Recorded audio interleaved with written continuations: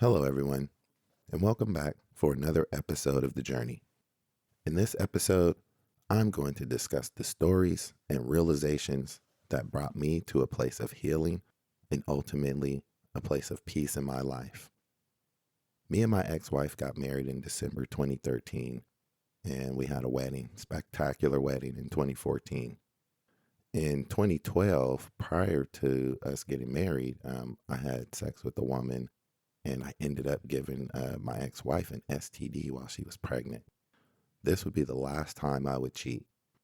This caused her to determine that she was going to stay in the relationship with me until she could get her life in order enough to leave me. But this was not told to me specifically until I found the I miss you text message in 2017. Soon after, in 2013, she asked me to marry her. Yeah, guys, that's right. She asked me. Previously, she would ask me, and I would always say no, stating that she wasn't marriage material, as I was not receiving the respect as a man and a partner in the relationship that I deserved. But this time, I said yes. And I believe now that the decision to say yes was made out of nostalgia. So my son was just born and he was 1 year old. And I had a really soft spot for, this event as I had a really rocky road with my other two sons. So I looked at this child as like the universe giving me a chance to like finally be the father I knew I could be. I was working and I had just graduated college. So, things were going good, so why not? So, not until 2017 did I make the conscious decision to be a faithful man. So, in the summer of 2017, I was just thinking, I don't know, out of nowhere, and I just made a decision to be, loyal to my wife. I was like, I'm no longer going to be, out here even having the thoughts of me wanting to, be with somebody else. I'm going to be a one woman man. And I had already given up the sexual activities with other women for about 5 years now. And this decision was made without me having to be caught for cheating. So I would sit and think, like how good it felt to not have to worry about another woman calling or texting, the respect I could demand now that I was clean. I remember telling myself, look, Jim, this sure feels good. And then it dawned on me that I was making this decision for myself. Later, I would come to realize that it was my higher self speaking to me and allowing me to understand the impact the uncontrolled sexual activity had on my life up until now. Um, you know, I felt free to make this decision for myself with no external event prompting the change. I knew it was real and that I was committed. And about 2 weeks later is when I found the infamous I miss you text. I was home alone. I was on paid time off and I had decided to go check my stock options. So, using the shared family desktop computer, I proceeded to go to the internet, but I accidentally clicked on the text messaging application. When I noticed I had opened the incorrect application, it dawned on me that someone's messages were being recorded on the shared family computer. So I clicked on the first message, which there I found a text message to my ex wife's work phone from her personal phone with the I miss you text using her Bitmoji. I then called her and, I asked who she missed. And she lied at first and said, oh, she missed me. Right. But soon confessed that it was another man. Right. Once we talked, she stated that, she sent the text message to a friend named Troy, who I was very familiar with. She had a sexual relationship with the guy prior to me and her getting together in 1999. I was always told that, she had no sexual interest in him and that he was just a friend. Yeah, right. I never believed that. I went with the story though, that, it was him. And I immediately asked that she call him and tell him it's over, as I was willing to stay in the relationship. She declined and stated that she wanted to send him a letter because it would mean more to him if she sent it that way. So hesitantly, I agreed. I requested to view the letter, and she refused. This caused a lot of arguing around her refusal. The letter was supposedly sent, and we would not talk about that letter again until about 3 years later when he would text her phone asking how she was doing. In an attempt to make herself look good, she told me about the text message, and she responded in front of me asking him if he got the letter she sent, and he replied that he had not received the letter. She texted him back and said, well, this is what the letter said, and basically saying that, she's choosing her marriage. And he replied with, I only think about you in my dreams. I was like, whoa, okay, so we kind of see what's going on here. And so a week before I had found the I miss you text, I caught her lying about going out to dinner with her girlfriend from out of town as her text messages were connected to the laptop she had. So I FaceTimed her once I saw the messages, right? As I knew, she was lying, right? That I'm being lied to. And she stated that, she lied as our relationship was not in a good place and that, I would have said no if I knew there were going to be men there. She stated that the only man there was her girlfriend's date and that she was the third wheel. So later that night, she asked if I would be okay if the three of them went back to the girlfriend's hotel room to play some board games. I said, hell no, bring your ass home. When she got home, she stated that she lied because she was scared. And I didn't pursue it any further. Right. So weeks later, now, I'm finding an I miss you text and I'm in a world of anxiety. So the day I found the text message, I began researching. Right. I combed through her phone and, to my surprise, I found that she had been talking to this so-called friend through Yahoo Messenger. And I also found a letter to someone asking them to overlook her marriage and that she wanted to focus on what they had. So when questioned about the letter, she stated that it was her cousin's letter, which the cousin denied some years later. I also started checking the phone bill, which had, all the bills from like a whole year. So I could go look at 12 months of phone bills. And I found that her and the neighbor had been texting quite a bit, and sometimes at late hours in the night. So I then began to remember things like the neighbor is single, lives alone. He has multiple different women coming over at night. And she would actively like jump up and look out the window to see who he was bringing in the house. And I asked her about that when it was happening. And she stated that she was just nosy. Well, nosy people want to know something. So I reached out to my younger sister, right, as she used to hang out with her a lot.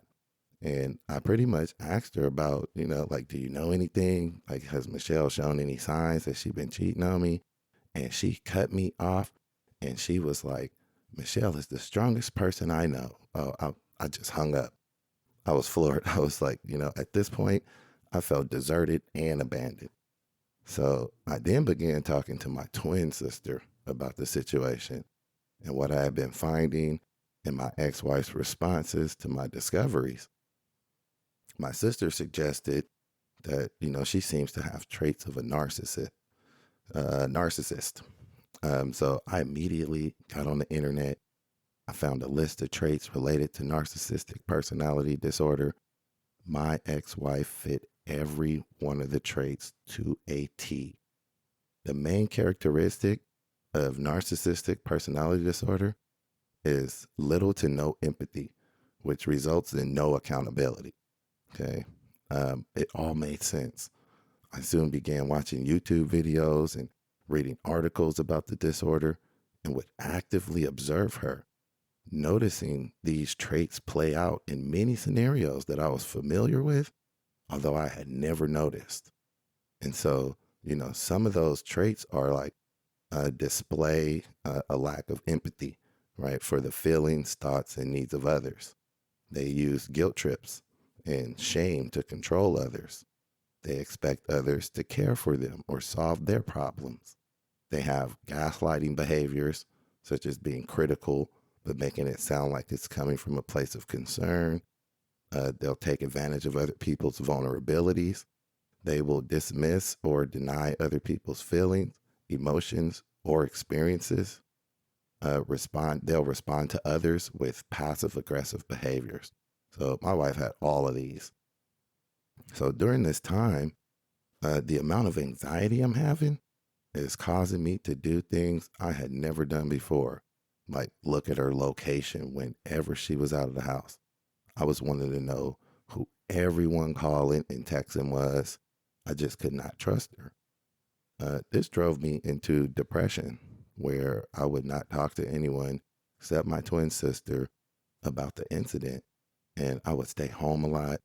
I would smoke a bunch of weed, and I started eating quite a bit, and like I normally, I don't eat a lot, and I'm trying to figure out a way to catch her cheating. And at times when I would be checking for things, I would shake uncontrollably, thinking about what I might find. I literally was driving myself crazy. While my ex wife would leave me home alone, go and do a ton of things with her cousin. And, like, she would purposefully make sure she wasn't home. In every attempt to hold her accountable, she would deny the allegations and then turn the entire situation back on me, stating that if I had not cheated, she would not have been reaching out to these men. I felt that it did not matter, as I would at least own up to my misdeeds when I was caught. I had began accepting the fact that I had attracted this situation to myself and would go to help her with paying her bills, as she was like $40,000 in credit card debt. I helped her pay her car loan off early. I helped her get a better job and save enough money to even have a real savings. And the request to help her with her debt came just days after I found this message, right? And later I would find that she never wanted the love I had to give, just the money, the title, and the time. While all of this is going on in my life, I'm actually advancing in life. I graduated in 2010 with a bachelor's of science in molecular and cell biology. The very next year, I started working for a biotech company. In 2012, my son was born. In 2013, I got married. 2015 is when my son Ryan passes away. And 2017 is when I go to find all of this infidelity. And so 2 years later, I got a really better job. I was the supervisor, so I'm kind of like the boss. It was right down the street from my house, where previously I had to commute like 60 miles round trip. So my life was really actually getting better while I'm doing this. And I really do think that it was, me deciding that I was going to choose myself by saying that I'm going to be faithful to any woman that I'm with, not just her. Okay. And that there is no external event that needs to take place for me to do this. Okay. And so I really feel like the universe was really blessing me for making that choice, and that it said that now that you're changing and you are a different person, you are no longer aligned with this person in this situation. Okay, so in order to fully understand the circumstances that one has found himself in, one must first examine how being cheated on impacts a man's mental and emotional health. Okay, so according to Navi Alpasa, who's an author of Boyfriend Recovery, there are 7 core reactions a man will undergo after uncovering infidelity in his relationship. Okay, 1, emotional turmoil. Infidelity is an emotional tsunami, often leaving men grappling with anger, sadness, jealousy, fear, and confusion. The sense of betrayal can be profound, creating a seismic shift in their emotional equilibrium and resulting in a deep loss of trust. That was definitely me. Okay. Next, it was an erosion of self esteem. So, one of the most damaging effects of infidelity is the undermining of a man's self esteem. So, feelings of inadequacy and insecurity can rise to the surface, leading him to question his worth, attractiveness, and compatibilities as a partner. There's mental health implications. The emotional roller coaster triggered by infidelity doesn't just stop at feelings, it can escalate into serious mental health issues. Men may find themselves battling depression, anxiety, or even post traumatic stress disorder. Existing mental health conditions may also become more severe in the wake of betrayal. Physical health repercussions. The psychological strain often seeps into the physical realm. Stress and emotional distress can manifest as changes in appetite, self disturbances, frequent headaches, stomach problems, or other stress related ailments. Um, I ended up having a tumor in my leg, so thank God it was benign. But definitely physical health repercussions. It'll impact the relationship dynamics. So infidelity casts a long shadow over relationships. The most obvious is the breakdown of the primary relationship, marked by diminished communication, trust, and intimacy. However, the ripple effects can extend to relationships with children, friends, or family members who might be forced to take sides or become entangled in the aftermath. And then you can have behavioral shifts where men often respond to infidelity with significant behavioral changes. So some might engage in risky or self destructive behaviors, such as substance abuse or promiscuity. Others might seek refuge in work or hobbies, using these as distractions or avoidance mechanisms. And then lastly is trust issues. So, trust, once shattered, is challenging to rebuild. After experiencing infidelity, a man may struggle with trusting future partners, leading to potential issues with jealousy, control, or insecurity in subsequent relationships. So, by 2023, I would experience all seven core reactions. Okay. And the emotional turmoil, the erosion of my self esteem, physical health repercussions, the behavioral shifts, and the massive trust issues, it's glaringly obvious that there are no societal resources for men that have gone through infidelity. I cannot find one story of a man talking about how to respond to infidelity or how they responded to it. And Boyfriend Recovery was one of the few websites that actually focused on men during infidelity rather than women. In October 2022, I was getting ready for work and overheard my ex wife and my daughter arguing about the laundry. Okay, this is where everything blew up. This is where I really found out that, hey, I got to make a decision. Okay.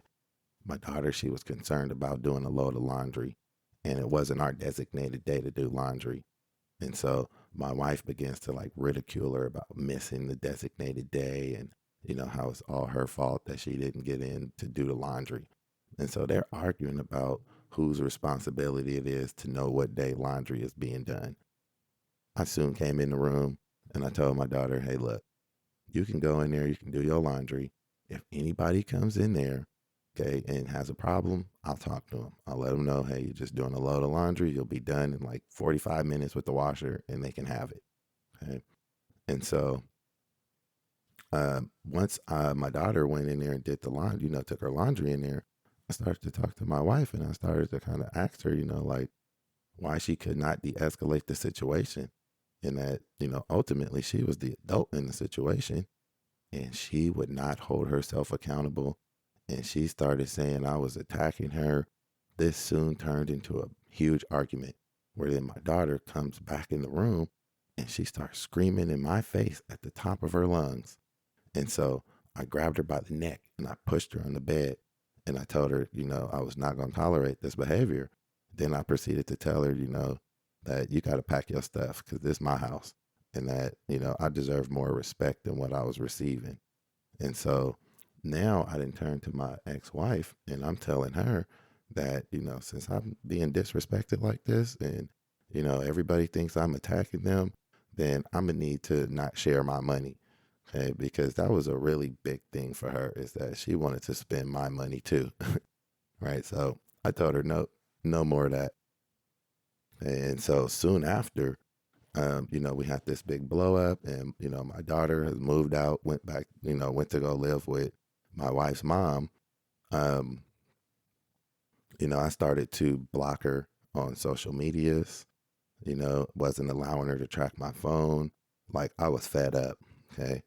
And while I was cutting things off, my ex wife, she wanted to act as though, like she didn't care and that wasn't bothering her. So I knew I had to give her what she was supposed to get in 2017, which was left. So in May 2023, I packed my clothes and toiletries and I left. And in October 2023, I had a nice amount of money saved up, and I decided I was going to quit my job. And so I began meditating, walking, and reading books every day. And what I discovered was mind blowing. While I would meditate, I would receive soft messages from my higher self to do activities like focus on my chakras. And mind you, my sister had introduced me to chakras and meditating early on back in 2017. And so I was going to use this time to just try to focus on that and, see what I can get from it. And, I would journal. And soon I realized that I was getting divine messages as the things I would receive during meditation, no one had ever told me. And the first thing I did was work on my crown chakra, which is related to how we think. This then took me to the heart chakra, which is related to how we manage our feelings and emotions. And I would work on the two together for the next few months.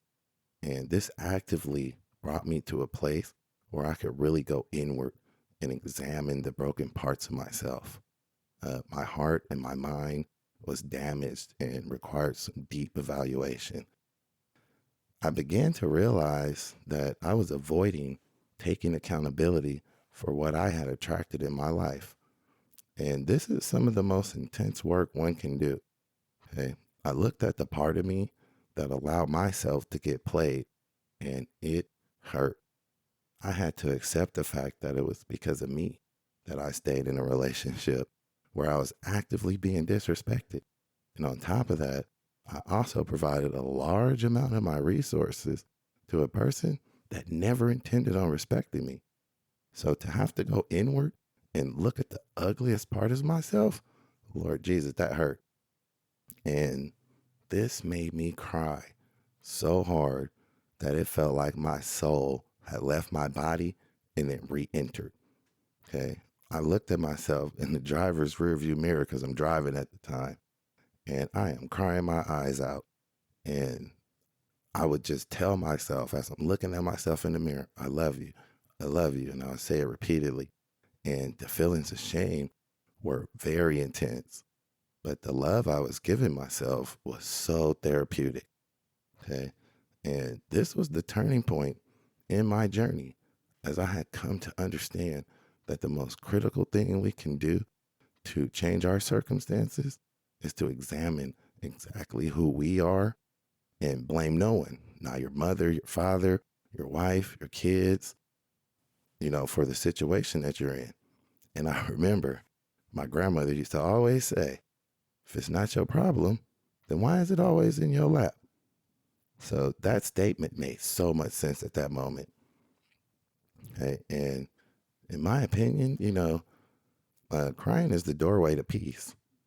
The fact that we as men are trained by society to think that crying is weak has blocked so many of us from understanding the true power we hold as humans as well as men. It is the greatest show of force to the universe that you're ready to rely on the divine aspect of oneself. You are quieting the ego, which wants to point the finger of blame to someone or something else and ultimately keeps us stuck in an unrewarding cycle of negative outcomes.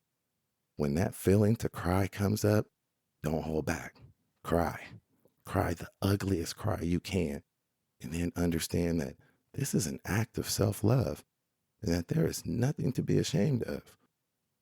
For men that are struggling with those 7 core reactions of infidelity, I urge you to step back and look at only the things you allowed, whether it be not having the courage to leave, believing that things would get better, or even understanding that you may have attempted to change someone else.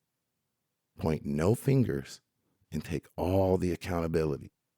This will help you see you as who you are and the person that allowed this to happen. By doing this, you can then start your journey to becoming a better man to yourself and ultimately a better person to everyone around you. I really hope this helps. And again, thank you for listening. I love you guys.